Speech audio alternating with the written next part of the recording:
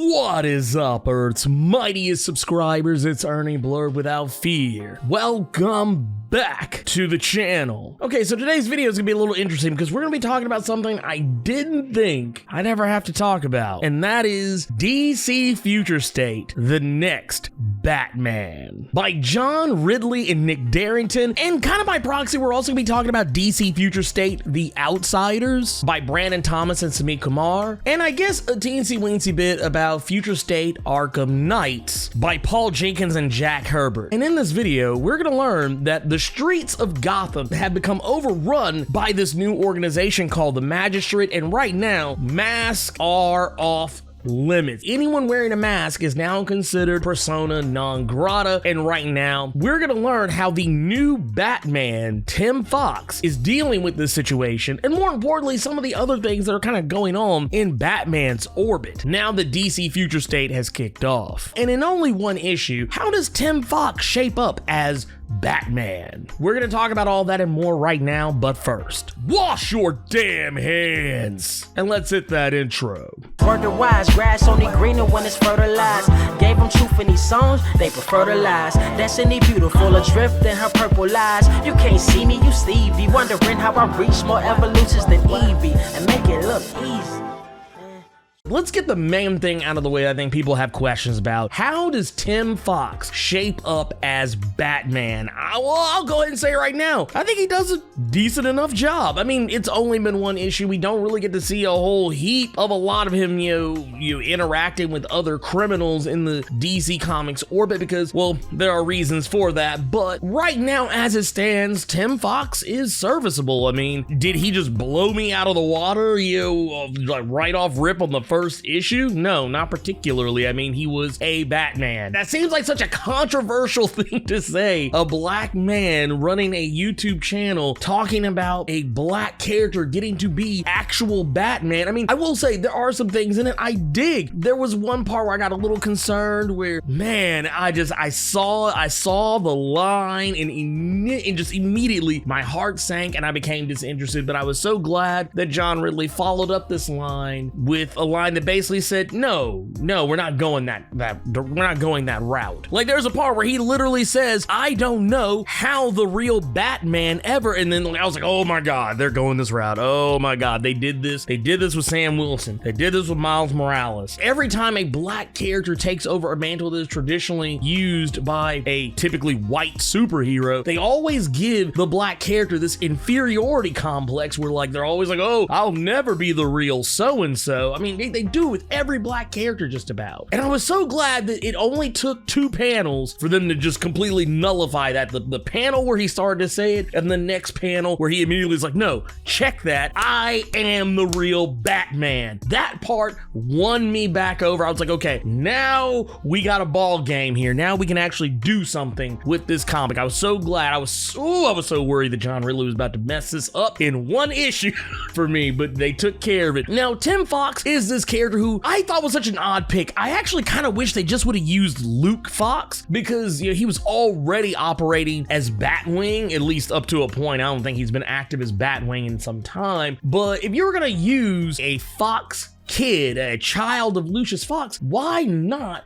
use Luke Fox? But they actually went back into yesteryear and pulled out Tim Fox, a character who I think he first appeared in, man, it was like Batman number 313. Like, I want to say it was like 1979, and roughly around the time of 2011, which I think was kind of like right before DC's like New 52 kicked off. I had to actually look this up. This was DC Retroactive Batman the 70s #1. That was the last time that we saw Tim Fox in anything, until he reappeared in Batman Volume 3, number 101, literally right before the end of 2020. So we had not seen this guy in forever, and really, let's be fair, when he was used in DC Comics, he wasn't even used particularly well. He was basically like this kid who was, getting caught up in a rough crowd, and Lucius Fox was having to try and rein him back in, and of course, Batman and Robin getting involved. And I mean, that's kind of a gross oversimplification of what was happening, but it was a very typical story that was told about about black youth back in the 70s and the 80s. It was already played out before it had even started. So that's why initially I was kind of like, do we really need Tim Fox? Can we just give it to Luke Fox? But I am kind of glad that they are doing this because they're actually giving Tim something to work with in regards to his brother, because his brother, Luke, doesn't get along with him, and right now they are butting heads. What makes matters even more interesting is that Luke and Tim's mother, Tanya Fox, she's the one who's actually drawing up this bill, these laws that are actually allowing the magistrates and the peacekeepers who work for the magistrates to overrun Gotham and basically keep it safe from superheroes and supervillains alike. But even that's kind of a weird thing, because right now we know that the magistrate also orchestrates the Arkham Knights, who are led by Astrid Arkham, who is the Arkham Knight in the mainstream Batman universe comics. You know, for those of you who only know the video game, you're probably thinking, oh, is Jason Todd under that mask? Like, no, it's completely different. They did something different with that.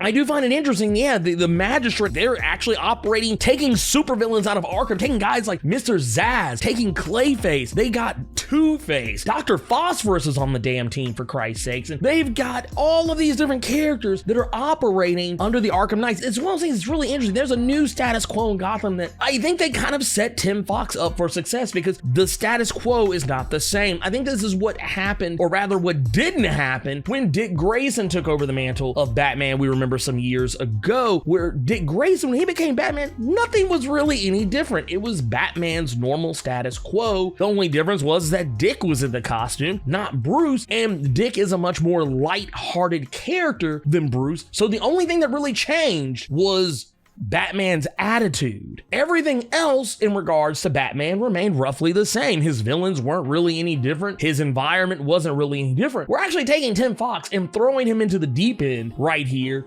with everything just being in disarray. Now, I'm gonna go ahead and say right now, I have no clue what is going on in this comic in regards to what happened with Dark Knight's death metal, because I'll be brutally honest, I tried reading it and it put me to sleep every time. I have had people come back and say, man, will you please do more death metal? Will you please do more death metal? And I'm not gonna lie to you, I don't really want to do it. I don't really want to do it. So if there is some greater connection there, I don't know it, because I'm just not keeping up with it, because I just can't motivate myself to care about Dark Knight's death metal, which is so sad considering how much I loved Dark Knight's metal. I just felt like death metal it tried too hard. It tried to out metal itself, and I'm just like, no, I don't like it. I don't like it. One of the things I did find very interesting, but also kind of sad at the same time, is there's a gang that is shown in this comic, the Bane Litos. I actually was kind of sad that Bane wasn't actually running this operation, or maybe he is and we just don't see him, but it's a bunch of guys who walk around in Bane masks. It's a whole gang, and they're, trying to rope these kids into joining the gang and basically tell them you gotta blood in, so they gotta kill somebody to join the gang. And I thought that part was interesting, because we see Tim Fox, kind of swooping in as Batman and trying to do the right thing. And I mean, that part's really cool. And I mean, Tim Fox is not off to a bad start. He's not off to a bad start at all, but I feel like we just don't know enough yet to have a really true representation of how well he is going to do in the future as far as Batman goes. I know John Ridley did come out and say that they have plans for what they're going to do with Tim Fox as far as his role in the DC Comics universe as Batman going forward. It kind of makes it sound like he will stay Batman for the foreseeable future, which is kind of funny considering the fact that this was a thing that people were afraid of with 5G. We talked about this on the Cave a lot, that all you folks were crying that, oh, Dan Didio, he's gonna bring in 5G, he's gonna ruin everything, it's gonna be just like all new, all different Marvel. Oh my God, they're gonna SJW it all up. All you people were all so upset about that, and there were YouTubers out there, I don't even want to name names because they're all asshats, but so many of you, it's gonna be the worst. They're gonna ruin comics, they're gonna ruin my favorite superheroes. Here's the thing, they still gave you 5G, they just called it something else. It's called DC Future State now, and it looks like DC is actually going to lean in for the first time in a long time. Something that Marvel actually did do with all new, all different Marvel is lean into these characters taking over these mantles. DC looks like they're actually going to do the same thing. They're just going about it in a maybe not even maybe a slightly different way, but not really. It's almost kind of the exact same thing, almost exact same playbook. But the one thing I do want to point out here that I did think was very interesting about this comic, and actually has nothing to do with Batman Superman, and it also kind of upsets me at the same time is that we got more outsiders. And I was actually very interested in this because this book mostly focused on Katana, who looks like she's gotten an upgrade in suits, and I like what's going on there, but basically what we see is going on is she's being tracked down by the magistrate, just like how we've seen in the back end with Arkham Knights, with that storyline, how those characters are going after superheroes. Duke Thomas and Katana are being chased down, and long story short, Black Lightning reinserts himself back into the picture, doing something that I distinctly remember him doing in the past, though they kind of make it seem like it's the first time he's ever done it now, but in the past, I do remember him being able to control and manipulate Black Lightning, like actual Black Lightning, like it was supposed to be this electricity that came from a darker, more magical and mystical power source